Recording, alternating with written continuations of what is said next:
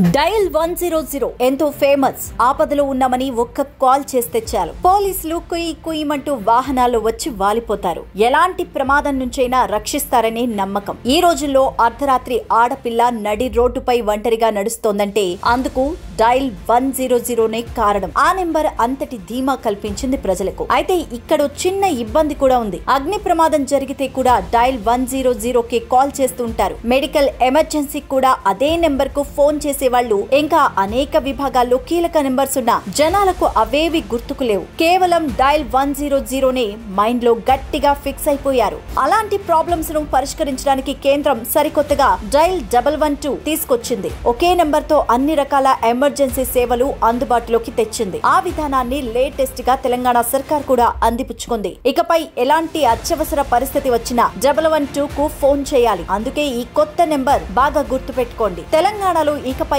Emergency number మారింది. ఇప్పటి వరకు అత్యవసర సేవల కోసం డయల్ 100 ఉండేది. ఇకపై దేశవ్యాప్తంగా ఒకే ఒక ఎమర్జెన్సీ నెంబర్, అది 112. ఇప్పుడు తెలంగాణ ప్రభుత్వం కూడా ఇదే నెంబర్ ను అమల్లోకి తెచ్చింది. ఇన్నాళ్లు తెలంగాణలో పోలీసుల హెల్ప్ లైన్ కోసం 100, ఫైర్ డిపార్ట్మెంట్ కు 101, మెడికల్ అర్జెన్సీకి 108, చైల్డ్ కేర్ కు 1098 ఇలా పలు విభాగాలకు చెందిన వేర్వేరు అత్యవసర నెంబర్స్ ఉండేవి. ఇకపై ఇలాంటి అన్ని సేవల కోసం 112 నెంబర్ కు డయల్ చేస్తే సరిపోతుంది.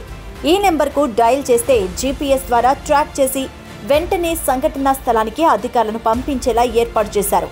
ఆండ్రాయిడ్ ఫోన్లలో మరో సరికొత్త సేవను కూడా అందుబాటులోకి తెచ్చారు. పవర్ బటన్ ను 3 సార్లు నొక్కితే ఆటోమేటిక్ గా ఎమర్జెన్సీ నెంబర్ కు డయల్ కానుంది. ఇక కీప్యాడ్ ఫోన్స్ లో అయితే 5 నుంచి 9 సెకండ్స్ పాటు నొక్కి ఉంచితే ఎమర్జెన్సీ సాయం అందుబాటులోకి వస్తుంది.